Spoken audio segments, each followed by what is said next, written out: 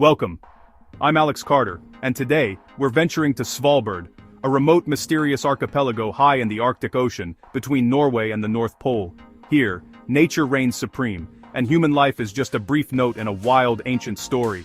We'll uncover 10 shocking facts about Svalbard, realities that challenge everything you think you know about life at the edge of the world. From bizarre laws to extreme survival, this is a place where the rules of civilization are rewritten. Stay with me. Our final fact may change how you see the planet itself. Let's begin our journey to the land of polar night and midnight sun. Our first stop brings us to the icy wilderness of Svalbard, where the true rulers of the north reign supreme, the polar bears. These magnificent creatures are not just a symbol of the Arctic, they are its undisputed monarchs, perfectly adapted to survive in one of the harshest environments on Earth. In Svalbard, polar bears actually outnumber people. With over 3,000 bears roaming the archipelago and only about 2,500 humans, it's clear who truly dominates this frozen realm. The bear's presence is felt everywhere, from the outskirts of town to the most remote stretches of ice. This unique imbalance shapes every aspect of daily life. Here, humans are not the masters, they are guests, living at the mercy of the Arctic's original inhabitants. Every step outside is a reminder that this land belongs to the bears. Venturing beyond the safety of settlements means constant vigilance. Polar bears can appear anywhere, at any time, and their presence is a fact of life that shapes routines, travel, and even the way people think about safety. From a young age, children in Svalbard are taught polar bear safety. It's as fundamental as learning to walk or ride a bike. They learn how to spot tracks, what to do if a bear is near, and why respect for these animals is essential for survival. The entire community stays connected through bear sighting alerts, which are shared as urgently as weather warnings. The movements of the bears dictate where people can safely travel, and plans often change at a moment's notice. Rather than trying to control or confine the bears, the people of Svalbard have learned to adapt. They follow the ancient rules of coexistence, respecting the boundaries set by nature itself. Watching a polar bear stride across the endless ice is a humbling experience. It's a powerful reminder that in this place, nature is always in charge, and humans are simply passing through. Survival here demands humility, respect, and a willingness to adapt. Even the most experienced locals never take the Arctic for granted. In this vast, icy kingdom, humans are always the visitors, temporary guests in a land ruled by the true kings of the Arctic. In Longyearbyen, it's illegal to die, and that's not a joke. The permafrost preserves bodies, preventing decomposition and even keeping old viruses intact. After scientists found the 1918 flu virus still viable in exhumed bodies, burials were banned. Terminally ill residents are flown to mainland Norway for their final days. A strange, necessary exile. The frozen ground dictates the law, forcing a unique confrontation with mortality. In Svalbard, even death must adapt to the Arctic. Imagine 4 months of unending daylight, the midnight sun. From late April to August, the sun never sets, transforming Svalbard into a world of perpetual day. Life explodes, glaciers calve, millions of birds arrive, and plants and animals race through a frantic summer. For people, blackout curtains are essential, and time becomes fluid. Midnight hikes are normal. The light is surreal, with endless golden hours painting the landscape in soft hues. It's both exhilarating and disorienting, fueling energy and sleeplessness alike. The midnight sun powers the entire ecosystem, dictating every creature's rhythm. To witness it is to see the Arctic at its most magical. Here, the sun truly never sleeps. Deep inside a mountain near Longyearbyen lies the Svalbard Global Seed Vault, the Doomsday Vault. It stores millions of seeds from around the world, safeguarding our agricultural future against disaster. Svalbard's permafrost and remoteness make it the perfect safe house. Even if the power fails, the seeds stay frozen. Countries deposit backup seeds here, and only they can withdraw them. When war destroyed Syria's gene bank, seeds from Svalbard helped restore it. The vault is a quiet promise to future generations. Our food supply will endure. In a divided world, this Arctic stronghold unites us in hope. Svalbard has a strict rule: no cats allowed. The ban protects vulnerable ground-nesting birds from efficient feline predators. The islands are a vital breeding ground for millions of seabirds, and even one cat could devastate the ecosystem. The law is enforced seriously, reflecting Svalbard's commitment to conservation over convenience. There are legends of a single cat registered as an Arctic fox, but the message is clear: the wild comes first. In Svalbard, even pets must yield to nature. In Svalbard, venturing beyond town means carrying a rifle, by law. It's not for hunting, but for protection. Polar bears are a real, ever-present danger. Residents train, get licensed, and carry flare guns as a first line of defense. The goal is always to avoid conflict, but the rifle is a last resort. It's common to see students or scientists with rifles slung over their shoulders. This law is a stark reminder. Here, survival means respecting the wild. The rifle is both a burden and a symbol of the pact between humans and nature. In Svalbard, safety and humility go hand in hand. Scan Svalbard's horizon.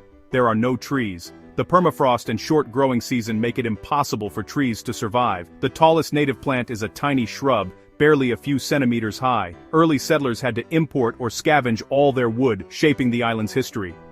The treeless landscape creates a sense of vastness and exposure, with colorful houses standing out against the stark terrain. Life here is stripped to essentials, but the tundra's subtle beauty is undeniable. Svalbard's bare landscape is a testament to nature's extremes and resilience. Svalbard is one of the world's most open places. Thanks to the Svalbard Treaty, citizens of over 40 countries can live and work here, visa-free. There's no application, no visa, just the requirement to support yourself. This has created a truly international community, with dozens of languages spoken in Longyearbyen streets and schools. But there's no social safety net. Lose your job, and you must leave. It's a frontier mentality. Self-reliance is key. Nationality takes a back seat to resilience and contribution. Svalbard is a living social experiment at the edge of the world. Here, the only real barrier is the will to survive. Svalbard's landscape is dotted with abandoned Soviet mining towns, ghostly reminders of Cold War ambitions. These settlements, once bustling with life and industry, now stand silent beneath the Arctic sky, their empty windows staring out over frozen fjords. The harsh climate has preserved much of what was left behind, creating a haunting tableau of a world that once was. Pyramiden, once a model communist society, was left overnight in 1998, its buildings and belongings frozen in time. Residents departed so quickly that personal items, photographs, and even half-finished meals were abandoned, as if the people might return at any moment. Walking through these deserted halls, you can almost hear echoes of laughter and daily life, now replaced by an eerie stillness. Lenin's statue still stands, watching over empty streets as nature slowly reclaims the town.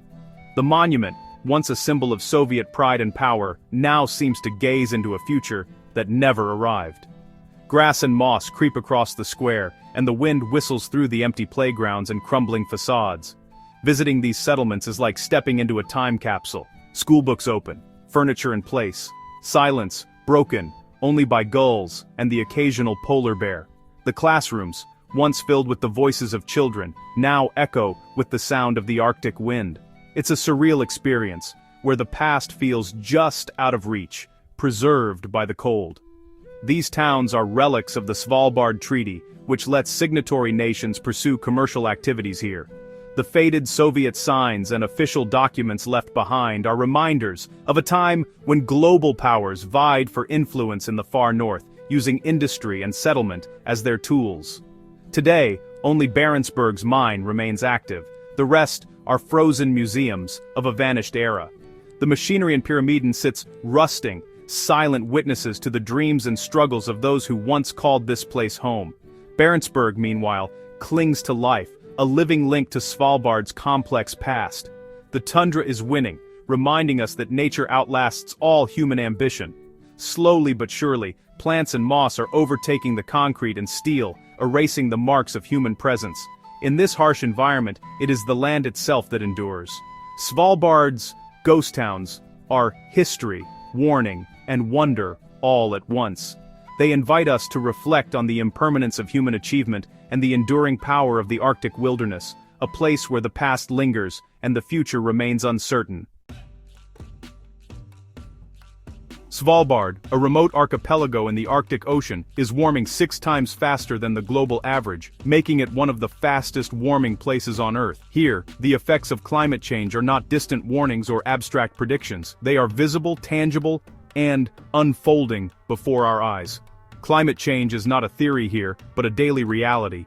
Glaciers that once seemed eternal are retreating at an alarming pace, and sea ice that used to blanket the fjords is vanishing earlier each year, leaving open water where there should be ice. For the iconic polar bears, this means shrinking hunting grounds and longer, more dangerous journeys in search of food. Their struggle is a stark reminder of how interconnected life is in this fragile ecosystem. Thawing permafrost is destabilizing buildings and roads, causing cracks to appear in infrastructure that was once solid. Homes and schools are at risk, and entire communities are being forced to adapt to a shifting landscape.